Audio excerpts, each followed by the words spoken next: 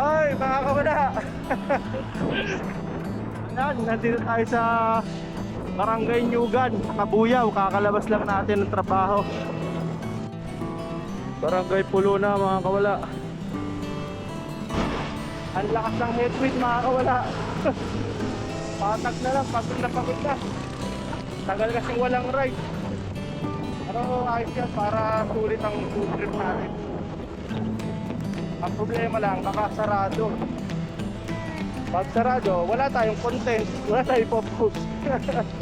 San Isidro na tayo, mga kawala. Kakaliwa tayo dun sa may 7-Eleven na yun. Lagi traffic dito eh. Ayan, hindi tayo liliko sa lubungan. Hindi tayo nakapag-video ng ayos dun sa may kanto. Siksika na, kanya-kanya na singit. Basta tatandaan nyo lang yon, Barangay San Isidro. Kumaliwa kayo doon sa may 7-Eleven. Diretso lang tayo, mga kawala. Buti na lang malilim, mga kawala. Pero hindi ko na kung tama itong pinasukan ko. Basta nagdiretso lang tayo.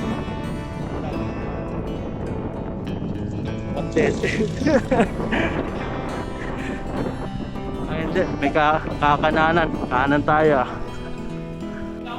Ayan, kakanan tayo dapat dyan. Nagdire-diretso tayo. Dapat kanina kumaliwa tayo dyan. Hahanapin natin papuntang Barangay Gulod. Kasi Barangay Gulod yung hinahanap nating kainan. Mabuyaw na lang, naliligaw pa. Talagang hindi pwedeng hindi tayo maliligaw, mga kawala. Yun yung PNR, mga kawala, oh. Calamba to Clark, yung release na yan, mga kawala. Kaya solid na solid ang commute.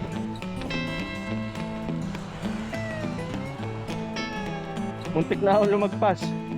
Kung andito tayo kakanan. Solid yung daan, oh. Parang gravel road. Bitak-bitak. Tapos din yung bitak-bitak. Nadaanan ko na rin pala ito, mga kawala. Pero hindi ko pa alam yung sinasabot ng kainan. Pangalan kung pupunta sa kainan ay sarap daw yung mga pagkain doon. Kaya food trip tayo. Ayan, oh. Ganda ng lugar na to. Peaceful na peaceful. Panalo.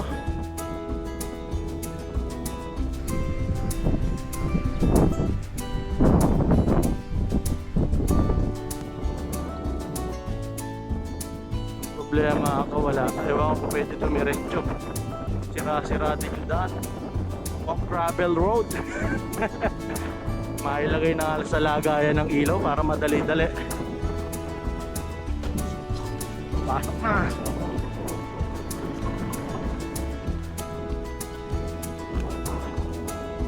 O, diba, mga kawala? Buti na lang talaga, malamig, mga kawala. Hindi, sunog na naman. Ayun, akay tayo ng bike.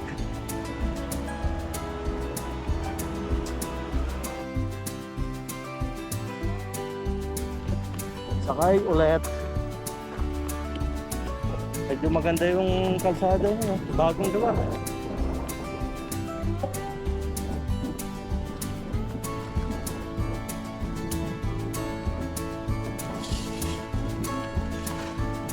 Thank po. Thank you. Boss, makikitaan po. Thank you. Gravel road. Literal. Big graba. Ay, makit na tayo sa kalsada. Not up.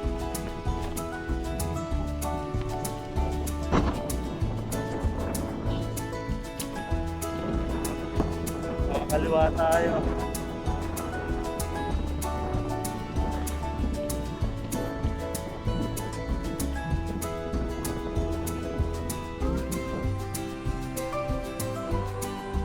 Marami na mga kainan dito eh. Pero yung isang kainan ang hahanapin natin. Eto na tayo. Sarado pa ako ya. Bukas na. Food trip para. Eto na yung hinahanap natin mga kawala. Doon tayo sa likod, malilim. Tignan nyo naman yung view ng kakainan natin.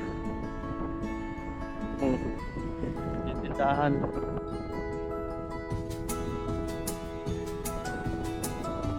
Yun, tambahay ng mga sikat. Panalo ang view oh.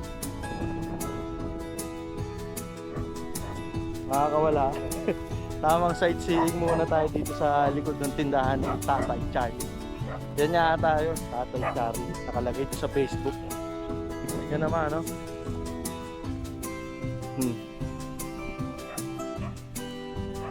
Solong-solo ko yung kainan niya. Kasi alanganing oras eh. Maganda talaga mag-vlog ng ganitong oras ko konti tao, hindi nakakahiya.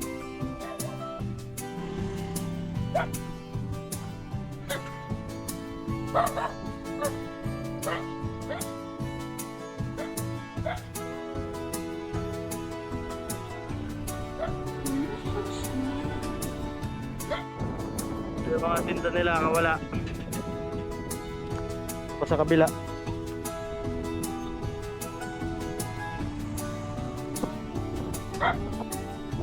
Pero food trip nga tayo, order ko yung apat saka pares. Gutom tayo, gutom. Ayun na mga order natin. Panalo mga kawala. Tignan nyo naman. Oh, hindi ka natalo dito. Ito nga palang pares natin eh, hindi beef, bagnet. Kasi beef na tong tape, so binagnet ko na. Oh. Tsura pa lang. Talaga namang okay na okay. Thank you po. Dalawa ang kakainin natin. Kasi yung isa para dun dapat sa birthday. Sabi niya, ako na lang daw kumain. Iwan na natin ang tapa. Kasi mainit pa yung pares. Halo.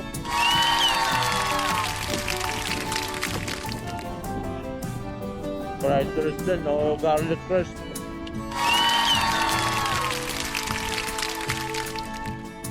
Pang almusal to, may kasama pang tinapay eh. Kaso dumating tayo, hapon na.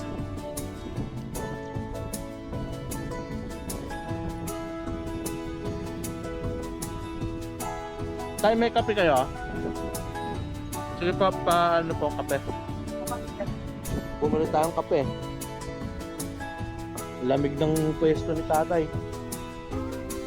Bukan natin tong pares bagnet. Tignan nyo. Talaga naman solid ang laman.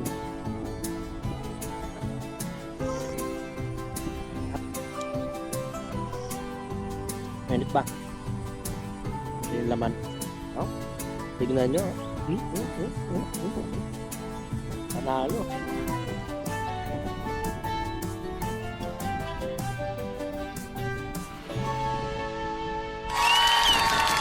Ayos, mga kawala.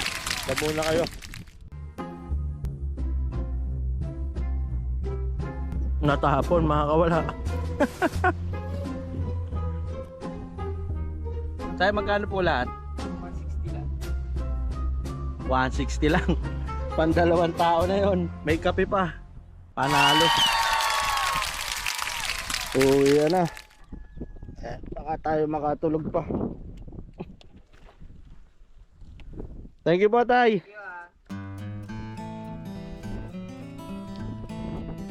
Panalo mga kawala. Kayo magagawi dito. Nasa Google Map to.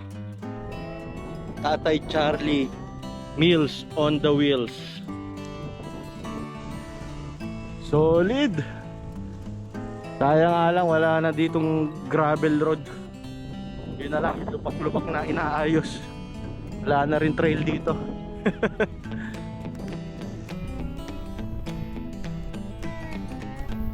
Babaguhin ko na pala yung pangalan ng YouTube channel ko. Anjo Almansor kasi yung nakalagay dun eh. Gagawin ko na rin Kawala Anjo Almansor para pare-parehas sila ng Facebook at TikTok ko. I-follow nyo na rin ako sa Facebook at TikTok ha mga kawala. Subscribe kayo. Tsaka sa Strava, follow nyo ako sa Strava para makakita nyo yung mga pinagsusutan ko. Ngayon kung kayo yung cyclista, kailangan nyo talaga ng Strava mga kawala para makakita nyo yung mga ibang ruta ng ibang siklista. Tsaka syempre para ma-share nyo rin yung ruta nyo. Hindi ko alam kung tatapusin ko na. Meron pa ako nakakitang gravel road mga kawala. Eto, explore natin to. Hindi ko rin alam kung saan papunta pero wala naman nakaharang eh. Tatapusin ko na sana eh. Explore lang natin. Kakasabi ko lang na walang gravel road o walang trail. May nakakita tayo. Tignan natin kung saan tayo dadalhin. Balik na lang tayo pag dead end.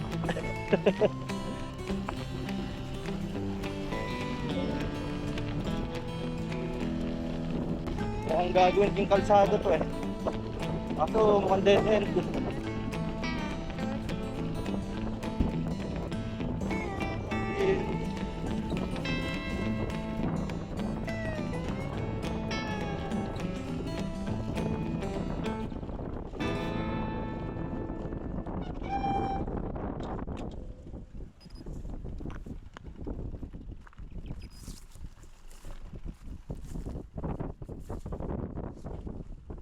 Wala kang daan.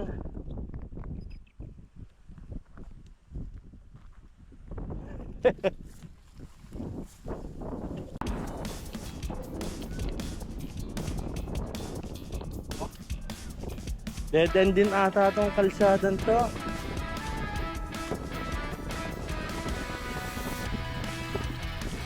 Pang, meron na naman ako nakakita.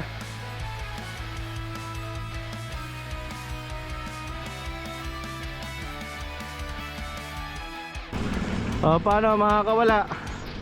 Hanggang sa susunod na walaan. Bye bye. Titignan ko kung saan ang labas ito. Dito na ako dadaan mga kawala. Papunta daw tong St. Joseph subdivision yun. Ayun yung mga barangay malapit sa Lawa. Dito na tayo dadaan pauwi.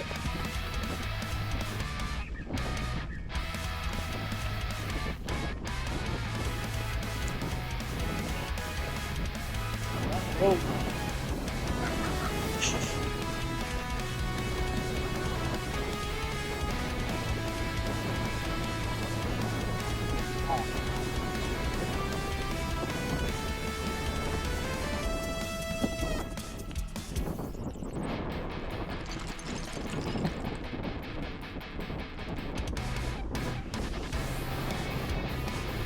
Haba din.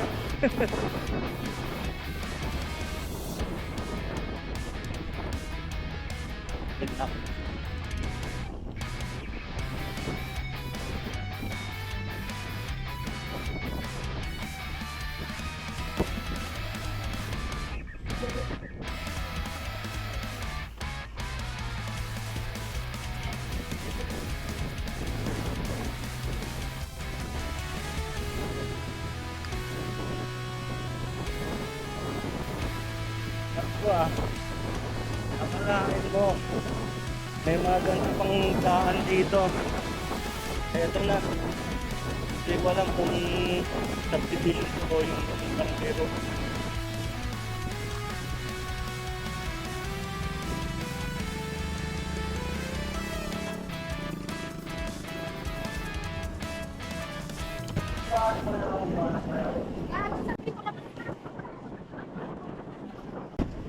St. Joseph 7.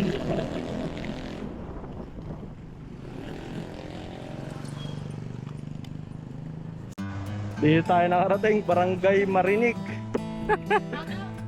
Shout out! Kung saan saan na tayo nakakalusot. Pero bago ko tapusin yung video, yan, diba? Nakailang tapos ako. Hindi ko matuloy-tuloy kung ano-ano nakikita ko daan eh. Pero ito, tapusin ko na talaga yung video dito. Subscribe na lang kayo ha. Bye bye. Hanggang sa susunod na walaan.